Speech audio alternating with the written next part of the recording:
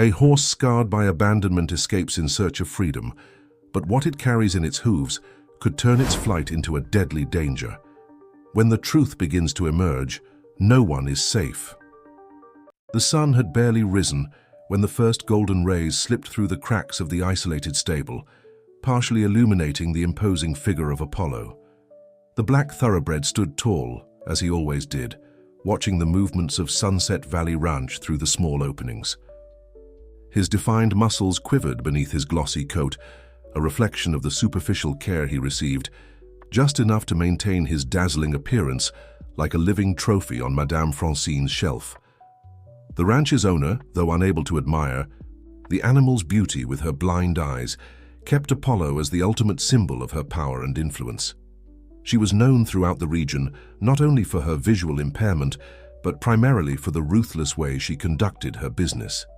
Her firm steps and the sound of her cane echoing across the wooden floors of the main house were enough to make the workers tremble. That particular morning, the air seemed heavier than usual. Apollo's hooves tapped restlessly against the stable floor, as if he sensed that something was about to change. Outside, the familiar sounds of the ranch began to come alive. The distant crowing of roosters, the lazy lowing of cattle, and the voices of the first workers starting their day. Among them was John, a young man in his early 20s, recently hired to care for the animals. Unlike the older employees, who had grown accustomed to the ranch's grim routine, John still carried a curious gaze and a sensitive heart. Whenever he could, he dedicated a few extra minutes to Apollo's care, even though he knew it might bring him trouble. "Easy, boy," he would whisper every morning while changing the water and hay. "One day, this life changes." The horse, in response, would lower his head slightly, as if understanding every word. John was the only one who noticed the singular intelligence in the animal's eyes, the way he reacted to certain sounds and movements, especially during the mysterious nighttime activities on the ranch. The nights at Sunset Valley had a rhythm of their own. It was when the large trucks arrived, bringing and carrying loads that no one dared question. The sound of heavy engines and the deep voices of the men overseeing the operations were a sinister symphony that Apollo knew well. From his isolated stable, he had a privileged view of that nightly ballet of vehicles and shadows. Madame Francine, though blind, seemed to have eyes in every corner of the property. Her presence was felt in every decision, every movement, every breath within the boundaries of Sunset Valley. The older workers claimed she didn't need sight to know everything that happened on her land. She only needed to listen to the wind and smell the fear lingering in the air. In his confinement, Apollo developed a heightened sensitivity. Every noise, every shift in the air, every change in routine was registered and processed. His stable, though luxurious to the outside eye, was his gilded prison. The walls of fine wood and the high ceiling couldn't disguise the loneliness and isolation to which he was subjected. The animal's only solace was the brief moments with John, who always found an excuse to spend a little more time there. That morning, as he went about his tasks, the young handler noticed something different in the horse's behavior. Apollo was more restless than usual, his eyes fixed on the direction of the side gate as if something were calling him. John looked around, making sure he was alone, and approached the animal. "What's wrong, buddy? What do you see?" he whispered, gently, stroking the horse's muscular neck. That's when he noticed it. The latch on the side gate was loose, a result of wear and lack of proper maintenance, a small detail that would have gone unnoticed on any other day, but now seemed to shine like a beacon of hope. The young handler felt his heart race. He knew this discovery could mean trouble for both him and the animal, but something deep inside told him that Apollo deserved more than a life of isolation and display. With one last glance around, John made his choice, a decision that would change not only the horse's fate, but also the lives of everyone involved in this story. If this story intrigued you, don't forget to subscribe to our channel and hit like. Tell us which city you're watching from and stay tuned. John's decision weighed on his conscience all morning. As he carried out his other tasks on the ranch, his mind kept returning to the poorly closed gate of Apollo's stable. The young handler knew he would be the first to be questioned if anything happened, but something inside him told him he was doing the right thing. With calculated steps, he walked away from the spot, intentionally leaving the latch even looser. The morning dragged on lazily under a sky heavy with grey clouds. The humidity in the air hinted at an approaching storm, creating an even denser atmosphere at Sunset Valley Ranch. The workers moved hurriedly, trying to get as much work done as possible before the rain arrived. No one paid attention to the isolated stable where Apollo awaited his opportunity. The first thunder rumbled in the distance, causing the other animals on the ranch to stir. Apollo, however, remained strangely calm. His watchful eyes were fixed on the slightly open gate, calculating every move. Years of confinement had sharpened not only his senses, but also his intelligence. He knew this moment was unique. As the storm approached, activity on the ranch slowed considerably. The workers sought shelter, and even the guards who usually patrolled the property retreated to their posts. It was then that Apollo made his move. With a gentle but precise nudge, he pushed the gate open with his muzzle. The rusted metal gave way without a sound. The sensation of freedom was intoxicating. For the first time in years, Apollo felt the free wind in his mane, without the stable walls to confine him. With cautious steps at first, he moved out of his gilded prison. His hooves touched the damp earth with a mix of apprehension and excitement, each step taking him further away from Madame Francine's control. The horse knew he had to be quick and silent. Years of observing the farm's routine had taught him about the blind spots in surveillance, about the most opportune moments to move unnoticed. Like a shadow, he slipped between the buildings, staying away from the more illuminated and busy areas. The rain began to fall, first in scattered drops, then in increasingly dense curtains. The sound of the water muffled the noise of his hooves, creating the perfect cover for his escape. Apollo followed his instincts, heading toward the lower areas of the property, where the sound of a stream called to him like a promise of freedom. Meanwhile, in the big house, Madame Francine was in her office conducting one of her mysterious nighttime phone meetings. Her authoritative voice echoed through the halls as she discussed details of negotiations no one dared to question. On her desk, important documents awaited her attention, guarded by eyes that, though blind, seemed to control everything. The storm intensified outside, but inside the office, the atmosphere remained tense and controlled. The farm owner did not yet know, but as she dictated her orders over the phone, her most prized possession was galloping toward freedom. Apollo, carrying with him much more than his own existence, was crossing the boundaries of Sunset Valley. The horse was now running, his powerful muscles working in perfect harmony. The rain washed away years of confinement from his black coat, while his hooves marked a new rhythm on the soaked ground. Each step took him further from his past, toward an uncertain but free destiny.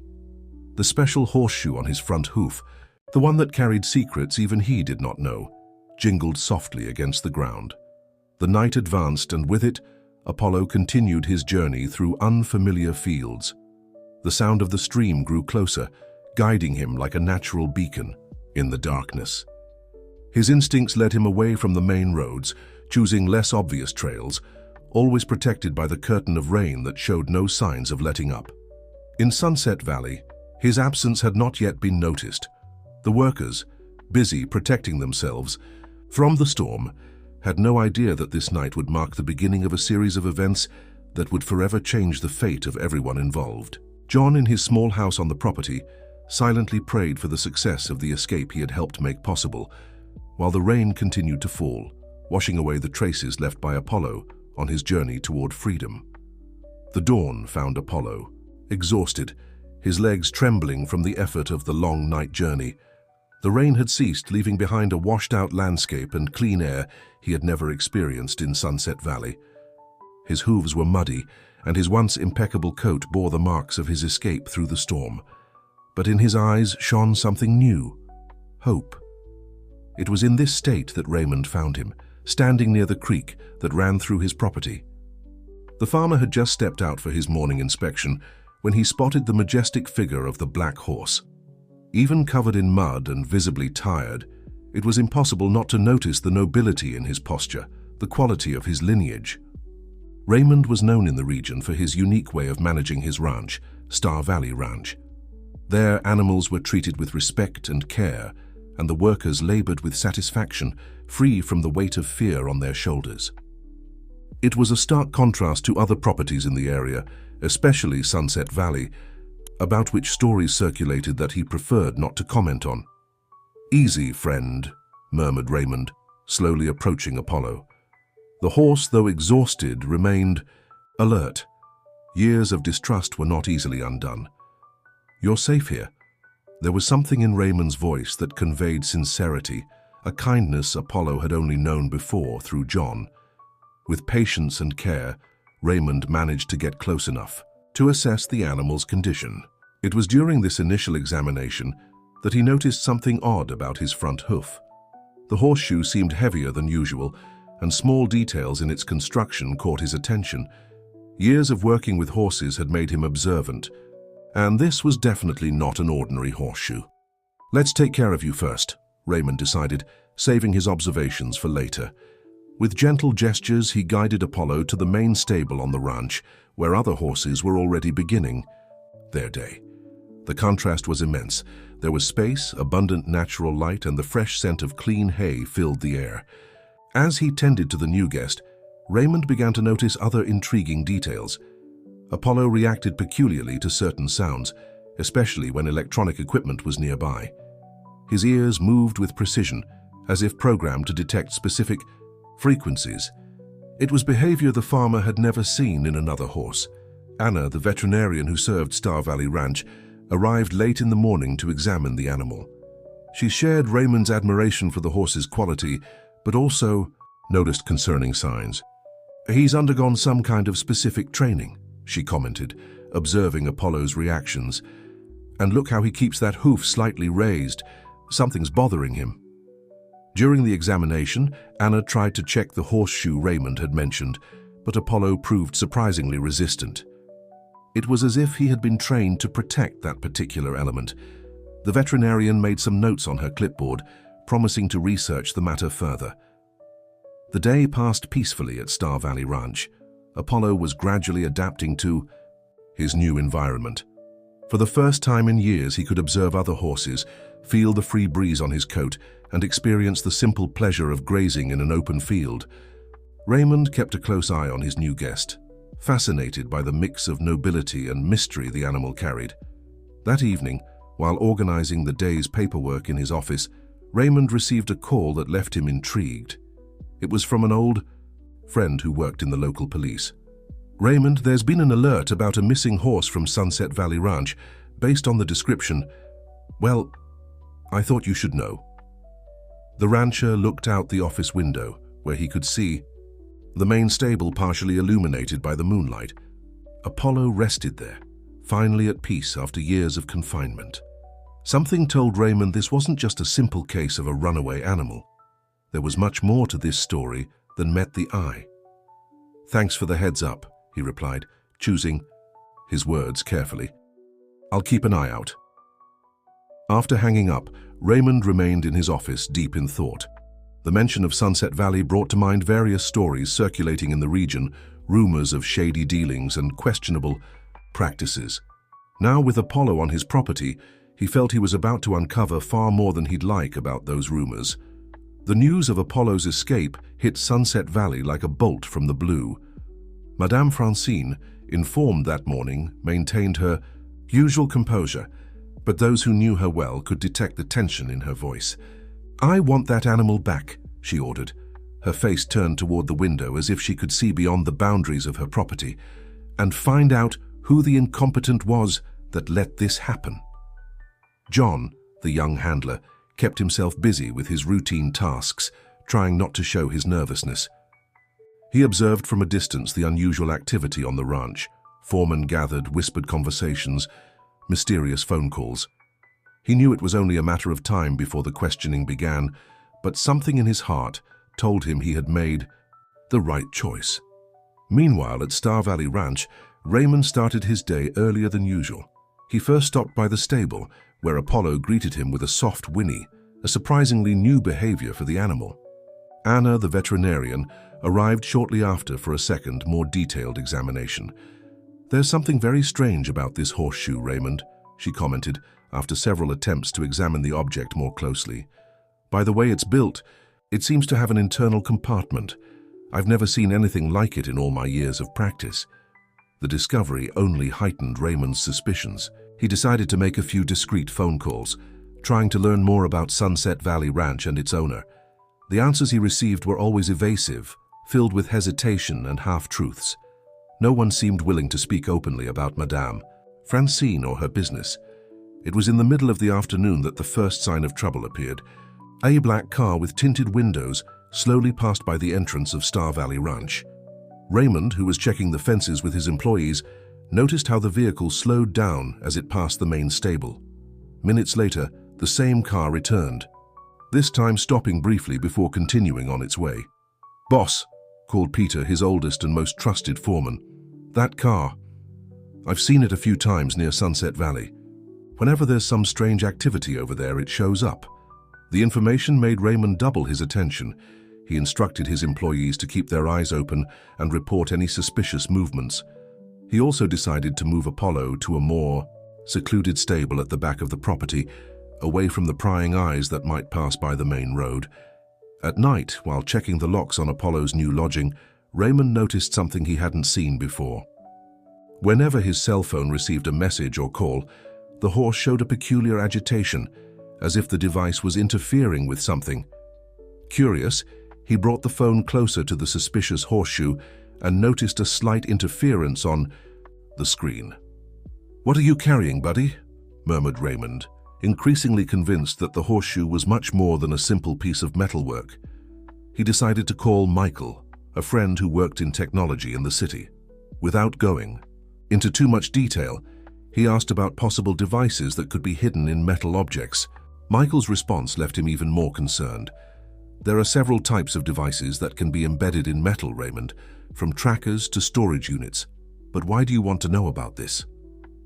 Before Raymond could respond, a noise coming from the back of the property caught his attention.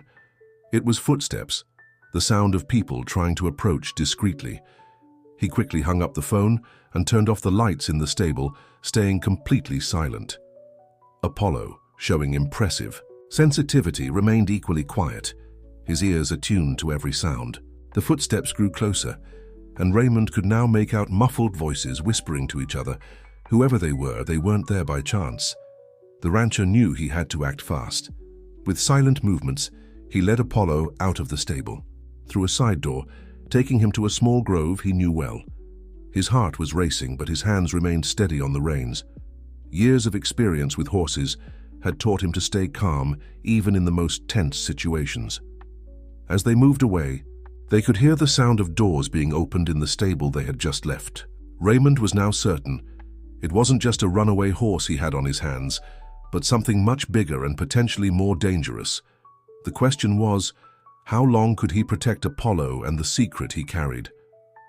Dawn at Star Valley Ranch found Raymond and Apollo hidden in an abandoned barn nearly 2 kilometers from the main farmhouse. The night of vigilance had been long but necessary. Through discreet messages, Peter, his trusted foreman, informed him that unknown men had searched the entire property during the night.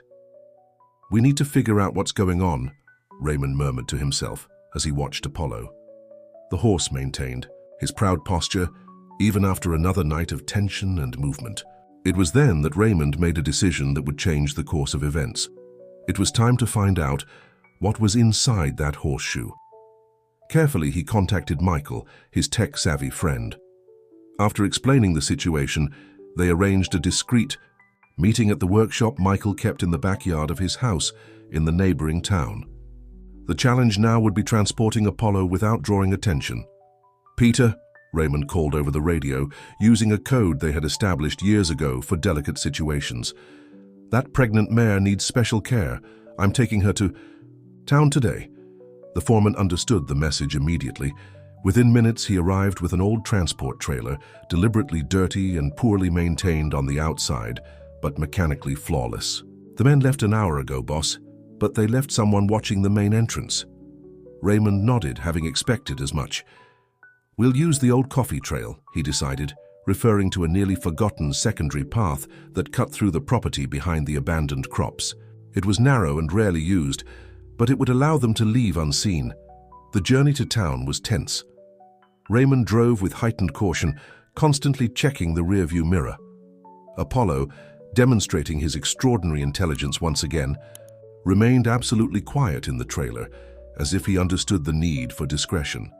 Michael's workshop was located in a quiet neighborhood, away from the center of town. When they arrived, the technician was already waiting, having prepared a private space in the back of the establishment. His usually relaxed face was serious, reflecting the gravity of the situation. "I brought all the equipment that might be useful," Michael informed them, pointing to a workbench filled with tools and electronic devices. With extreme care and patience, they began the work of removing the special horseshoe from Apollo's hoof. The process was delicate. Anna, the veterinarian, had been called in to ensure the procedure wouldn't harm the animal. As they worked, Michael took readings with various devices, his expression growing increasingly intrigued. "This is far more sophisticated than I imagined," he commented after nearly an hour of analysis. "There's a data storage system inside, protected by multiple layers of security. And that's not all, there's a mechanism that reacts to certain radio frequencies."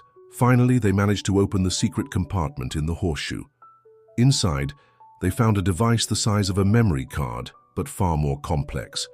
Michael connected it to a special piece of equipment, shielded against tracking. What they found left everyone speechless.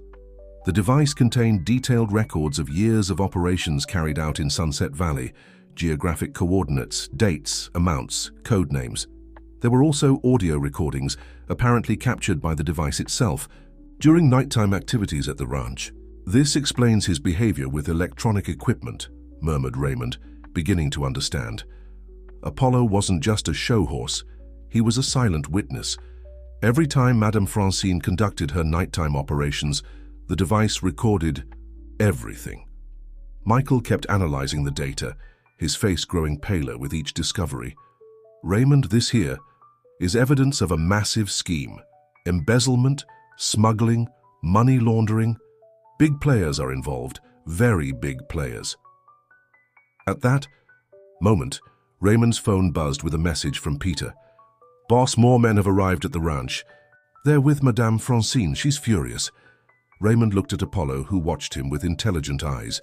The animal had carried secrets for years that could dismantle a criminal empire, and now those secrets were in his hands. The question was what to do with them. "We need to act fast," said Michael, already working to make copies of the data. "When they find out the horseshoe has been opened, they'll come at us with everything they've got. And knowing Madame Francine's reputation, they won't bother being discreet this time." Anna, who had been silently observing everything, spoke up. "It's not just the device we need to protect now. Apollo is the living proof of this entire scheme. He can identify voices, recognize patterns. That's why they kept him isolated." The weight of responsibility fell on Raymond's shoulders. It was no longer just about protecting a runaway animal. They now held information that could trigger an unprecedented investigation in the region. At the Sunset Valley Ranch, the atmosphere was one of controlled chaos. Madame Francine was in her office, surrounded by men she trusted. Her cane tapped rhythmically on the floor, a sound that echoed like a sinister metronome as she processed the latest information she had received. "What do you mean the horseshoe was removed?" Her voice, usually composed, had a sharp edge that made everyone in the room shrink back. "That device had security protocols, alarms that should have been triggered." John, hidden near the office window under the pretense of tending to the garden, felt his heart race with every word he managed to catch. His mind kept drifting back to Apollo, hoping the animal was safe wherever it was. Meanwhile, in Michael's workshop, the group was racing against time. The technician had managed to make copies of the data, distributing them across different storage devices. "We need to ensure this information survives, even if something happens to any of us," he explained, handing specially encrypted flash drives to Raymond and Anna. "There's one more thing," Michael added, his face tense as he delved deeper into the files. "I found a secondary tracking system, very well hidden but still active. They might not know we accessed the data, but they know the horseshoe was tampered with, and they know where we are."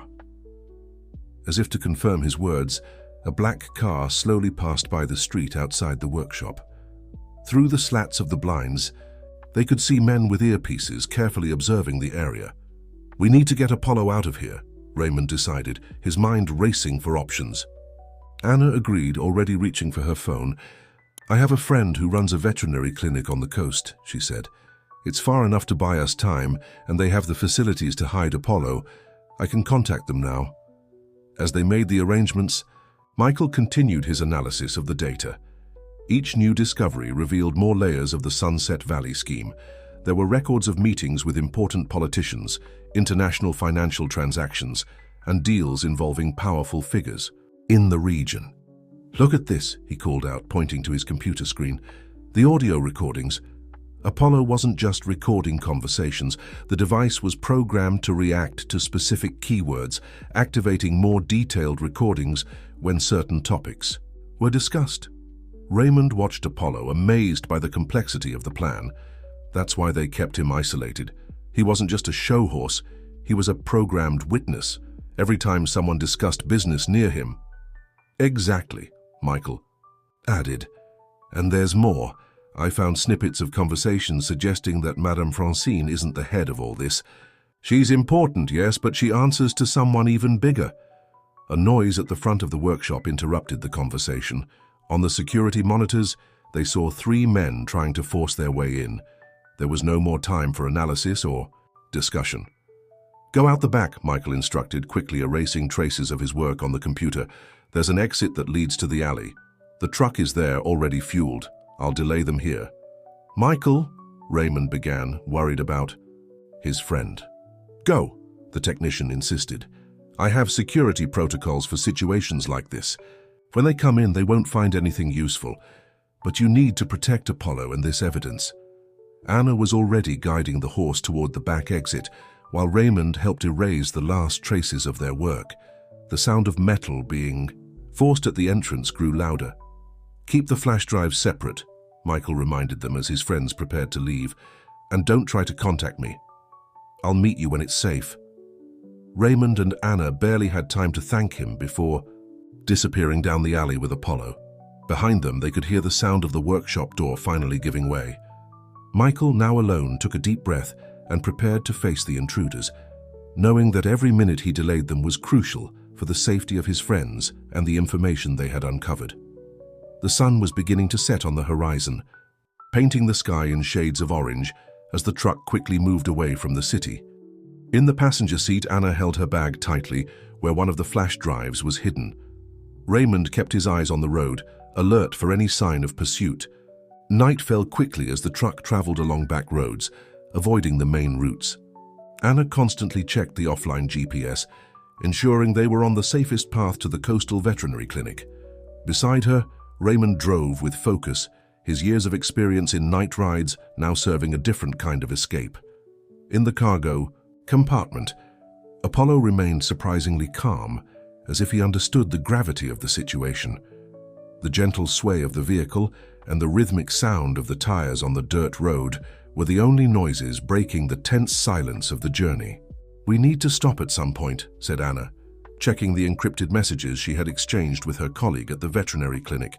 "Apollo needs to rest, and so do we. I know a safe place about 50 kilometers from here."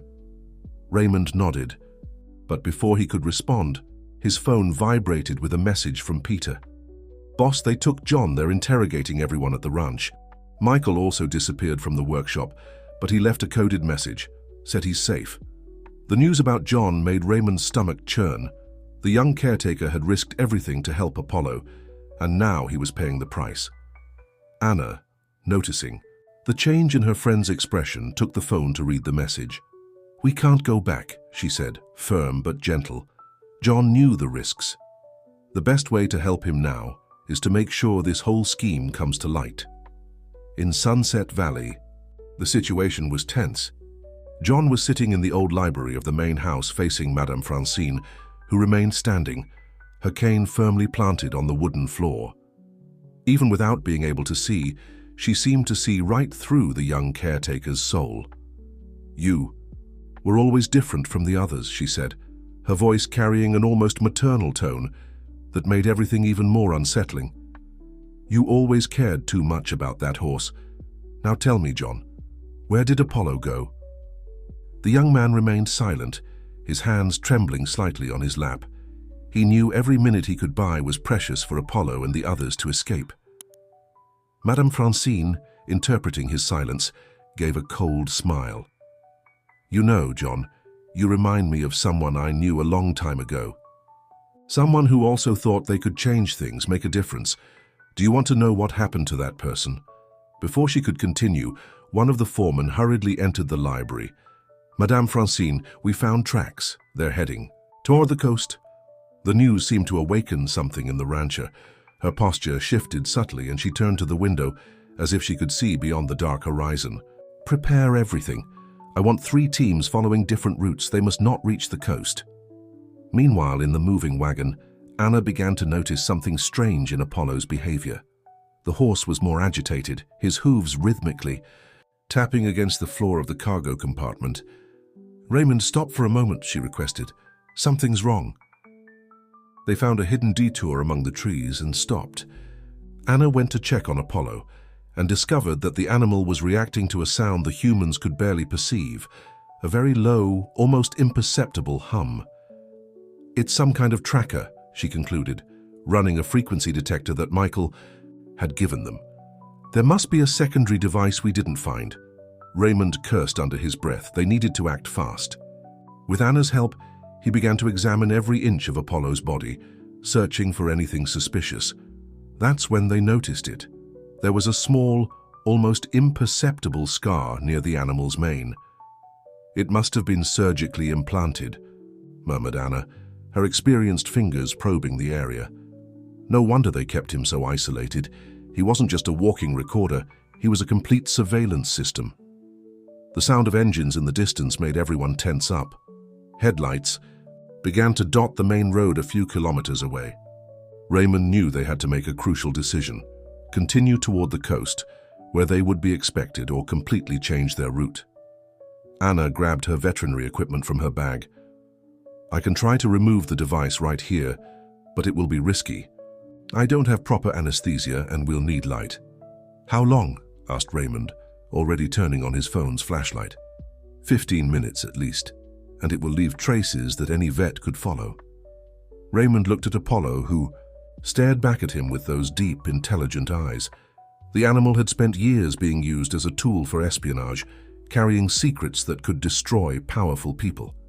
Now his life and the lives of everyone helping him were at risk. The decision had to be made quickly.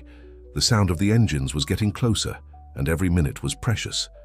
Raymond looked at Anna, who was already preparing her emergency surgical tools, and then at Apollo, who remained surprisingly calm despite the situation. Let's do something different, Raymond decided, an idea forming in his mind. They expect us to head to the coast, right? So let's use that to our advantage. With quick and precise movements, Raymond began unloading some hay bales they were carrying as a disguise. Anna watched, gradually understanding the plan. The trailer will head to the coast, he explained, but empty. Meanwhile, we'll take Apollo into the woods. I've known these lands since I was a child. There are old trails only locals know about. Anna nodded, quickly adapting her plan. I can apply a temporary bandage to the tracker area, something that confuses the signal without hurting Apollo. It won't last long, but it might buy us a few hours of advantage. Working quickly under the light of the lanterns, they prepared everything. Anna applied a special bandage with a thin layer of signal-blocking material, while Raymond programmed the trailer to drive itself for a few miles along the main road, a trick he had learned years ago for transporting cattle during storms. Done, said Anna, finishing the bandage. This should confuse the signal for a few hours, but we need to make the most of every minute. Raymond checked his phone again. A new message from Peter had arrived. More men are leaving Sunset Valley. Madame Francine has activated contacts across the region. John is still detained, but he managed to send a message. The device has a weak spot when it passes near high-voltage towers. The information was valuable. Raymond knew the area well and knew exactly where there was a transmission line cutting through the old forest. If they could reach it, they could use the natural interference to further throw off their pursuers. "We need to split up," he finally said. "Anna, you take the trailer along the main road, but jump off at a specific point. Let the trailer continue empty toward the coast. I'll take Apollo through the forest to the transmission line. We'll meet at old Jeremiah's abandoned ranch." Anna wanted to protest, but she knew it was the most sensible plan. Splitting up would increase their chances. Besides, she could use her veterinary contacts to spread false information about Apollo's whereabouts. As they prepared to part ways, a noise in the forest caught everyone's attention. Apollo was the first to react, his ears twitching toward the sound. For a moment, everyone stood still, barely breathing. A figure emerged from the shadows, causing Raymond to instinctively reach for his waist. But he quickly relaxed upon recognizing Michael, though his friend was almost unrecognizable, covered in dirt and wearing torn clothes.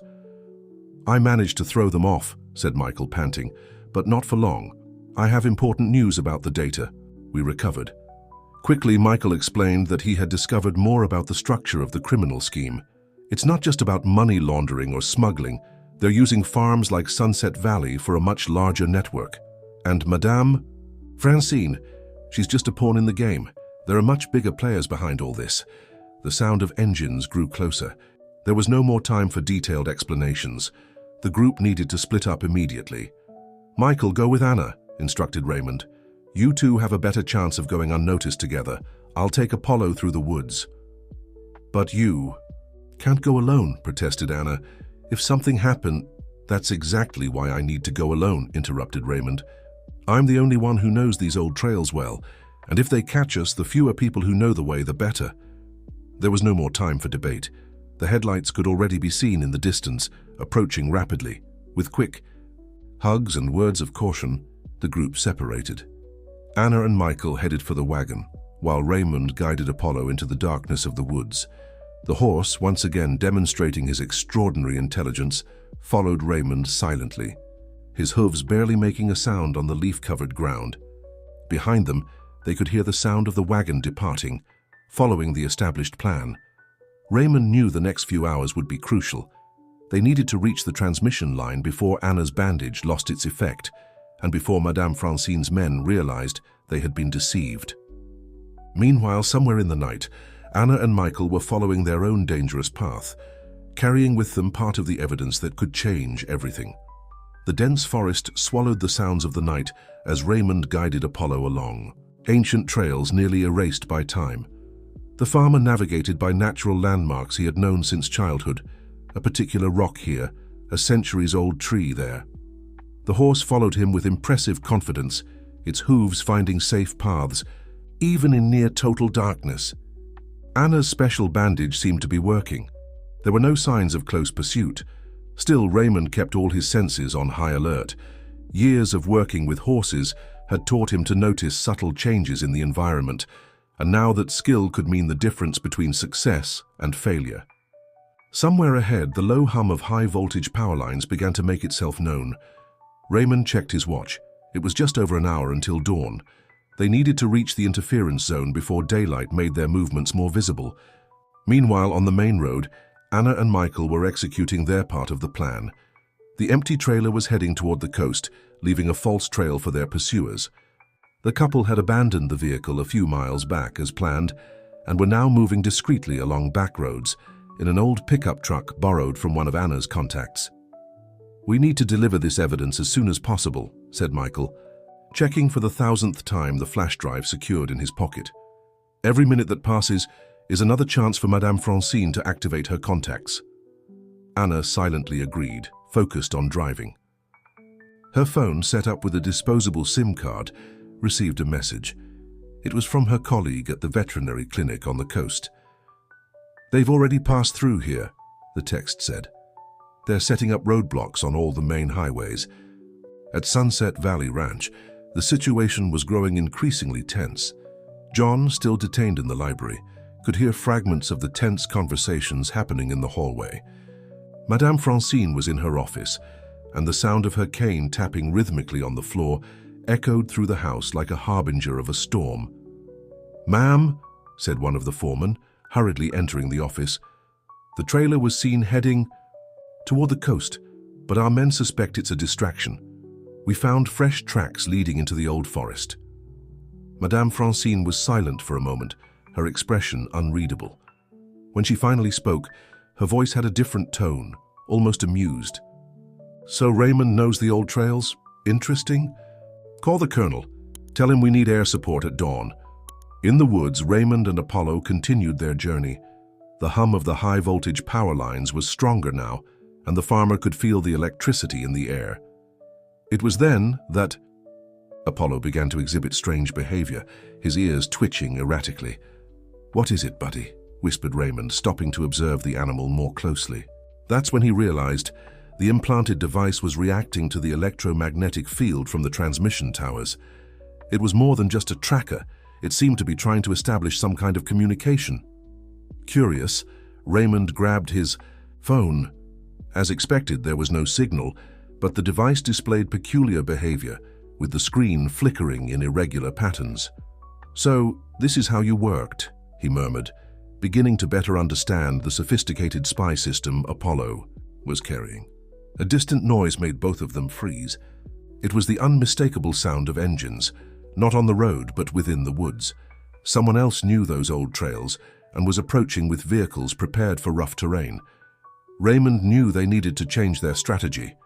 The original plan was to use the interference from the power lines to confuse the tracker, but now that might not be enough. He closed his eyes for a moment, recalling the old maps his father had kept, trying to remember an alternate route. "There's a place," he whispered more to himself than to Apollo. "An old cave that the old drovers used to take shelter in during storms, if it still exists." The sound of the engines was closer now, and Raymond could swear he heard voices communicating over radios. There was no time to hesitate. With a gentle command, he guided Apollo off the trail they were following, heading into an even denser part of the woods. The horse, showing absolute trust in Raymond, followed every command without question. It was as if the animal understood that this man, unlike his former handlers, was genuinely trying to help him. The first light of day began to creep over the horizon when Raymond finally spotted the rock formation he was looking for. The entrance to the cave was partially covered by vegetation, almost invisible to anyone who didn't know exactly where to look. But before they could reach the shelter, a sound cut through the morning air, the unmistakable noise of an approaching helicopter. The colonel, mentioned by Madame Francine, had apparently answered the call. If this story has caught your interest, don't forget to subscribe to our channel and hit like.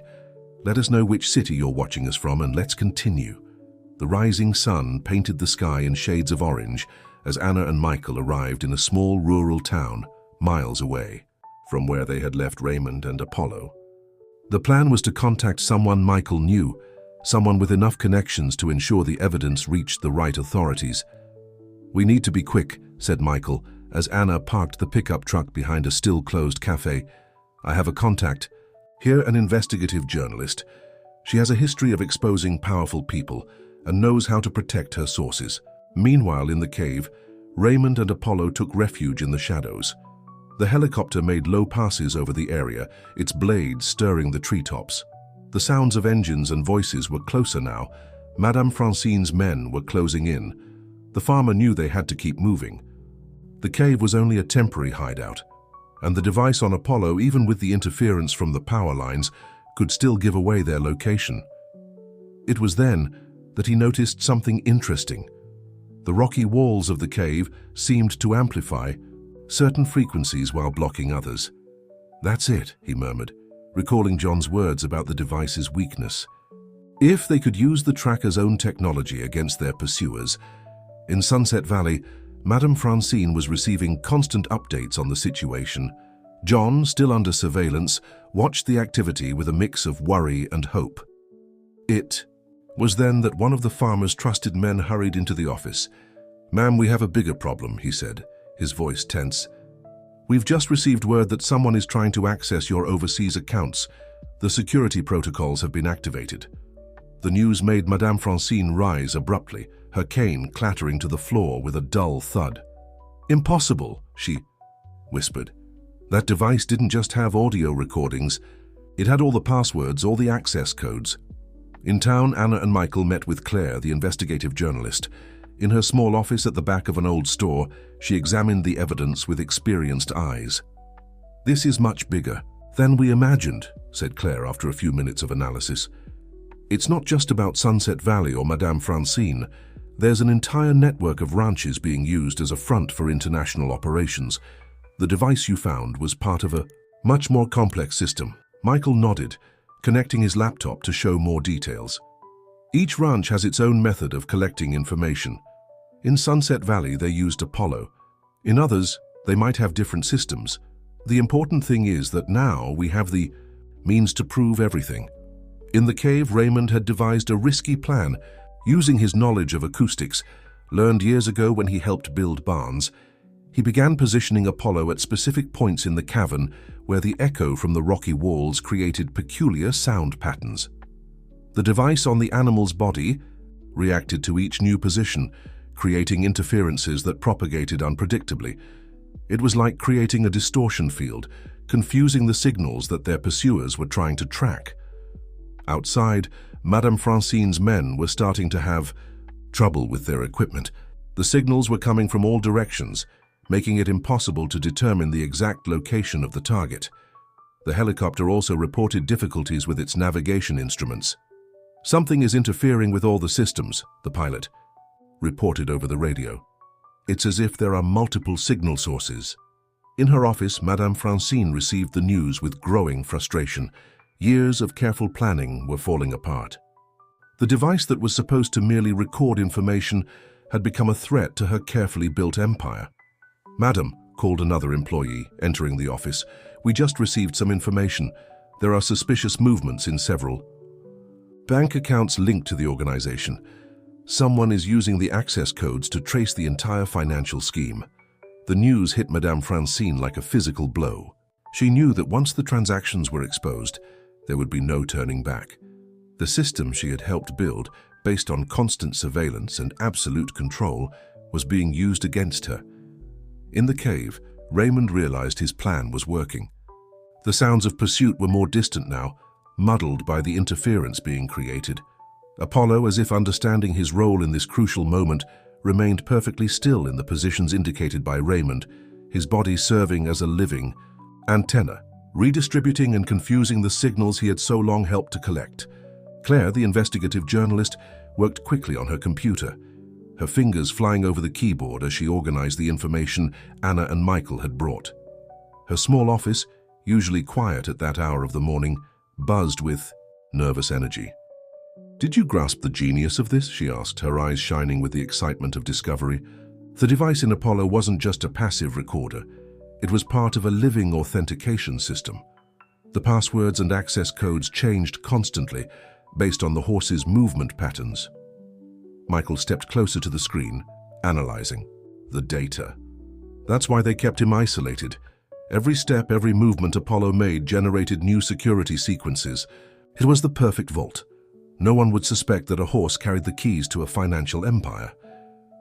On her laptop, Claire displayed a digital map where red dots blinked in different locations across the country. Each dot is a rural property involved in the scheme. Sunset Valley was just one of them. They used the ranches as operation centers disguised as legitimate businesses. Anna, who had been silently observing, picked up her phone. There was a message from an unknown number. "John is safe. Peter managed to get him out of Sunset Valley. They're on their way to the meeting point." In the cave, Raymond continued his work of confusing the tracking systems.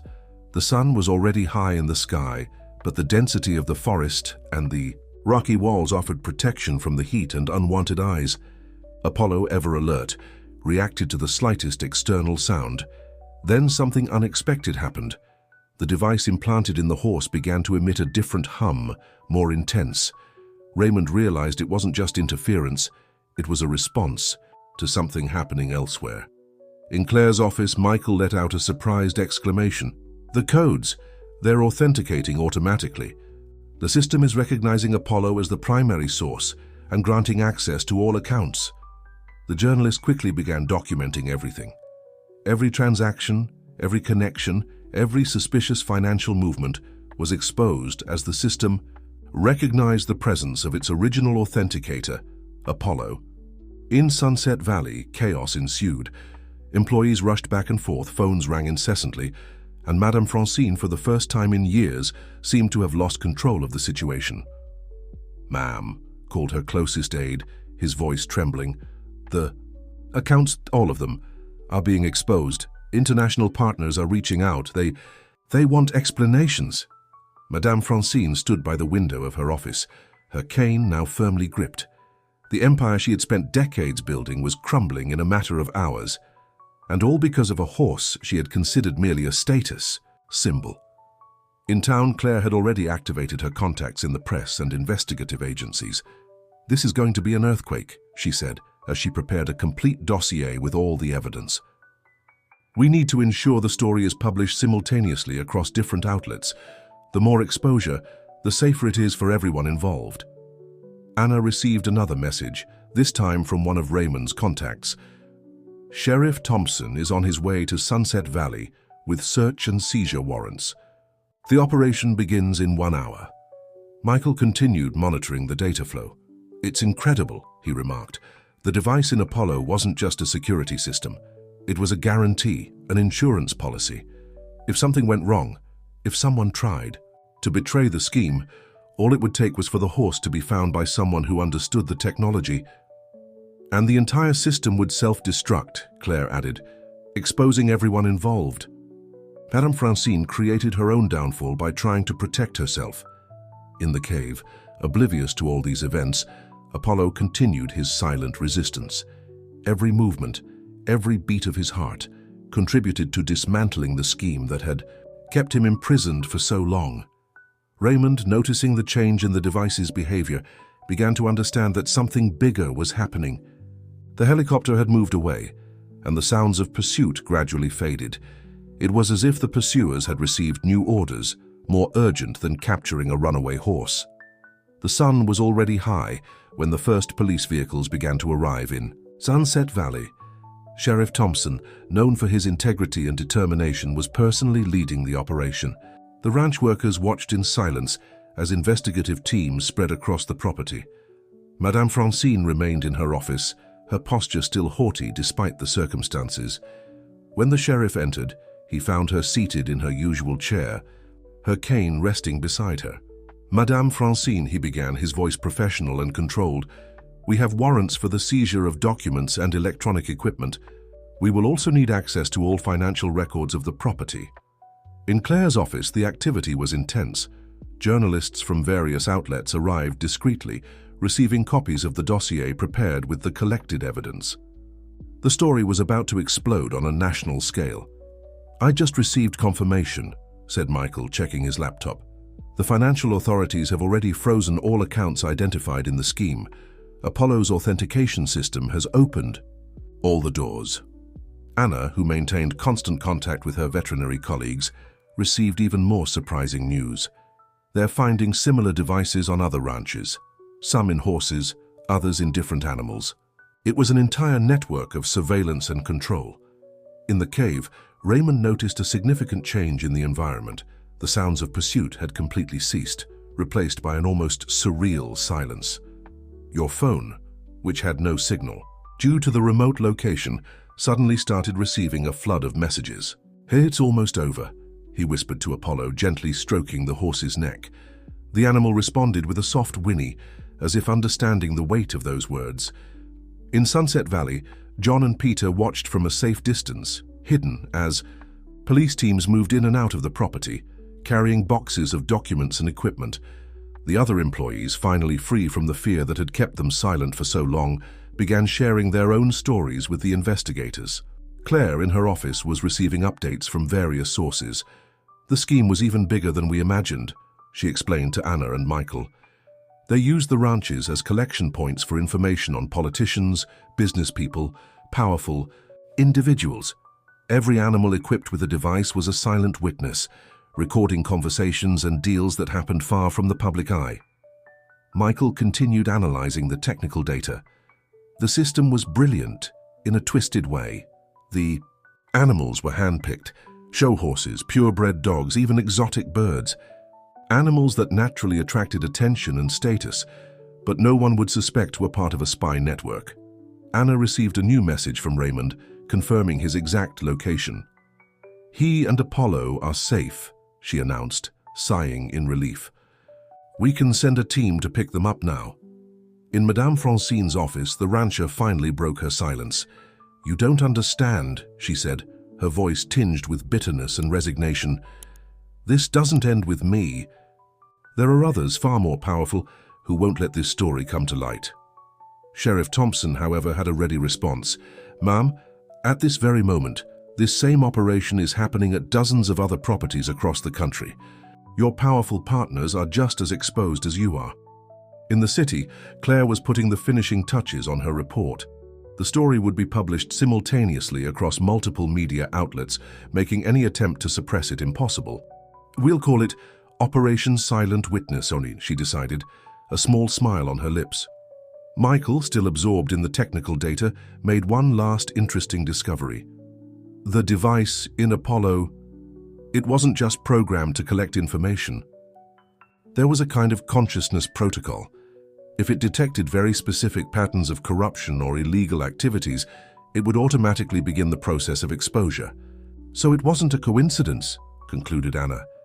"Apollo didn't just run away because of the open gate.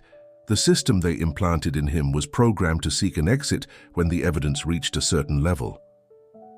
The sun was already high when the first police vehicles began arriving in Sunset Valley. Sheriff Thompson, known for his integrity and determination, was personally leading the operation. The ranch employees watched in silence as investigative teams spread across the property. Madame Francine remained in her office, her posture still dignified despite the circumstances.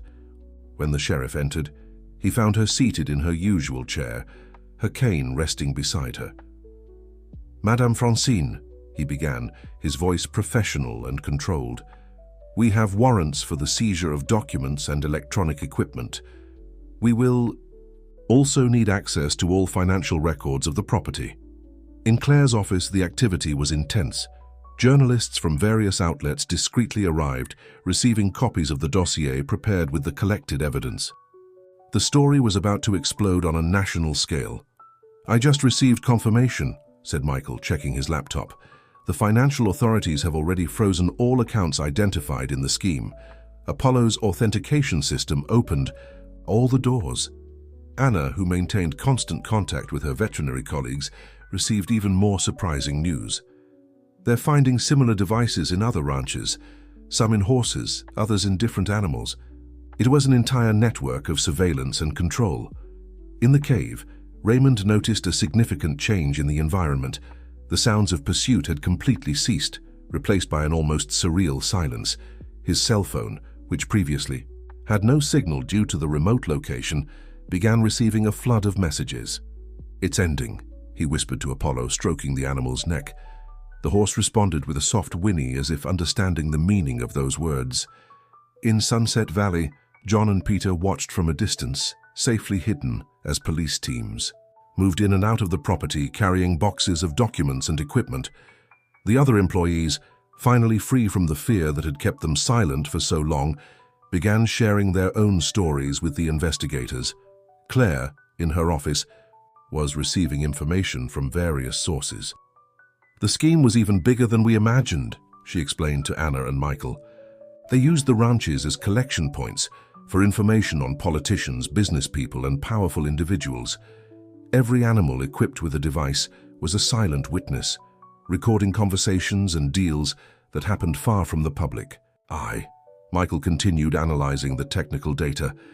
"The system was brilliant in a twisted way. The animals were hand-picked, show horses, purebred dogs, even exotic birds.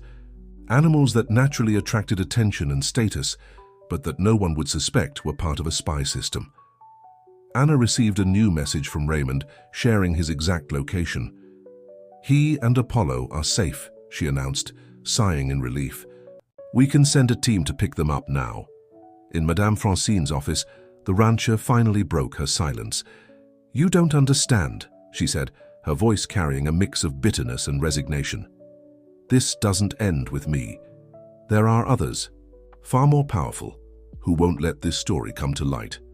Sheriff Thompson, however, had a ready response. "Ma'am, at this very moment, this same operation is happening at dozens of other properties across the country. Your powerful partners are just as exposed as you are." In the city, Claire was putting the finishing touches on her report. The story would be published simultaneously across multiple media outlets, making any attempt to cover it up impossible. "We'll call it Operation Silent Witness," she decided, a small smile on her lips. Michael, still absorbed in the technical data, made one last interesting discovery. The device on Apollo, it wasn't just programmed to collect information, it had a kind of awareness protocol. If it detected very specific patterns of corruption or illegal activity, it would automatically begin the exposure process. So it wasn't a coincidence, Anna concluded. Apollo didn't escape just because the gate was left open. The system implanted in him was programmed to seek an exit when the evidence reached a certain level. A week after the scandal exploded, the dust was beginning to settle. The Star Valley Ranch, owned by Raymond, had become a temporary refuge for various animals rescued from the network of farms under investigation. Anna coordinated a team of volunteer veterinarians who worked tirelessly to remove the surveillance devices and care for the traumatized animals. Apollo, now free from the device he had carried for so long, grazed peacefully in a special enclosure. His black coat gleamed under the sun, and his posture, once a mask of forced nobility, now reflected a natural and serene dignity. "It's amazing how he's changed," commented John, who now officially worked at Star Valley Ranch.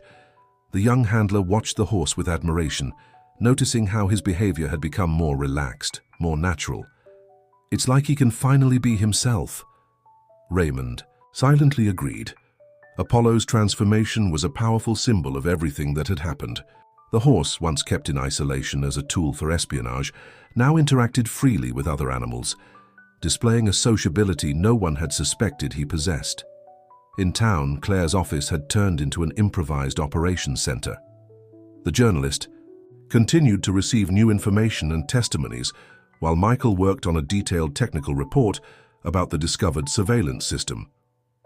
"The implications are enormous," Michael explained, showing his latest findings.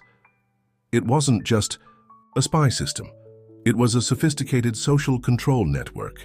They used the collected data to manipulate decisions, influence businesses, and pressure powerful people."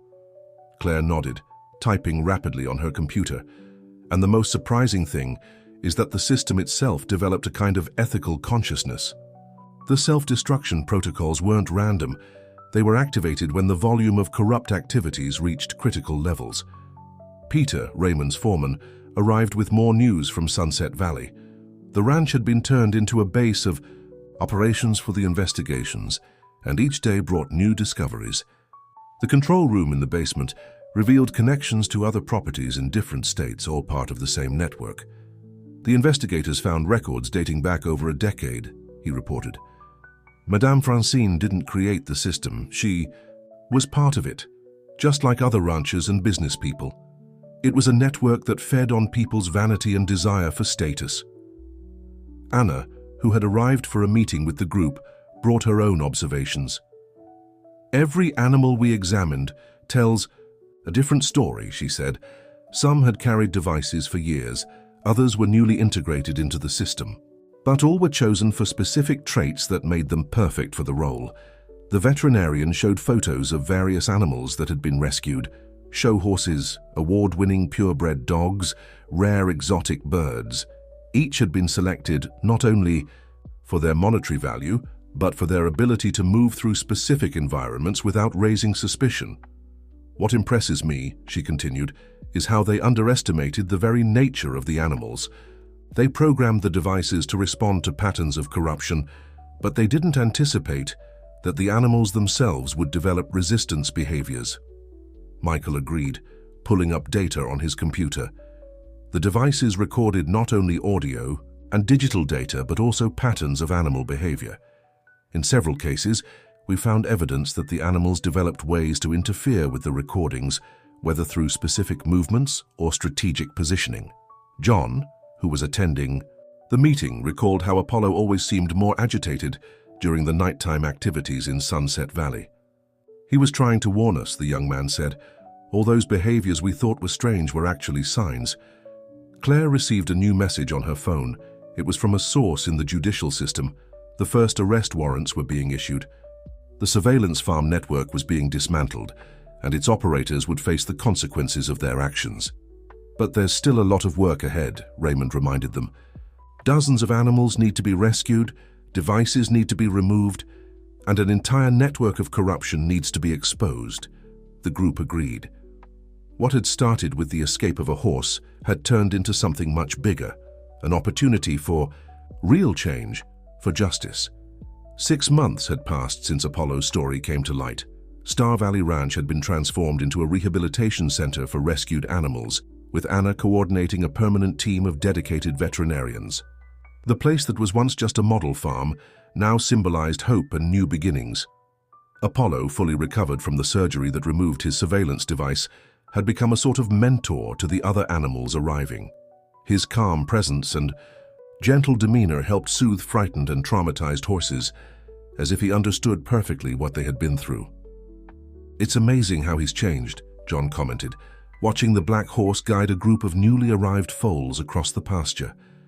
"I remember him being so tense and isolated in Sunset Valley. Now he seems like a different animal." Raymond, by his side, smiled. The transformation wasn't just Apollo's.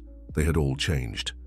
John, once an insecure young handler, was now the coordinator of the equine rehabilitation program. His intuitive knowledge of animal behavior had proven invaluable in the recovery. Work. In town, Claire's office had expanded. The journalist now led a team dedicated to investigating and exposing cases of animal exploitation across the country. Her reports on the surveillance farms case had won awards and, more importantly, sparked real changes in animal protection legislation. Michael, in turn, had developed an ethical monitoring system for shelters and animal rehabilitation centers. "Technology isn't the problem," he always explained. "It's how we use it that makes the difference." His system helped track the animals' recovery without ever compromising their well-being or privacy. Anna had transformed her veterinary clinic into a specialized research and treatment center. The knowledge gained during the removal of the high surveillance devices was now used to develop less invasive techniques for monitoring animal health. Her team had become a national reference for treating trauma in rescued animals. On a particularly beautiful spring morning, the group gathered at Star Valley Ranch for a special celebration. It was the day the last animal rescued from the farm network would have its device removed. The occasion marked not only the end of a dark chapter, but the beginning of a new era. "Just think," Claire reflected as they watched Apollo lead a group of horses in a free gallop across the pasture. "All of this started because a horse decided it was time for the truth to come out."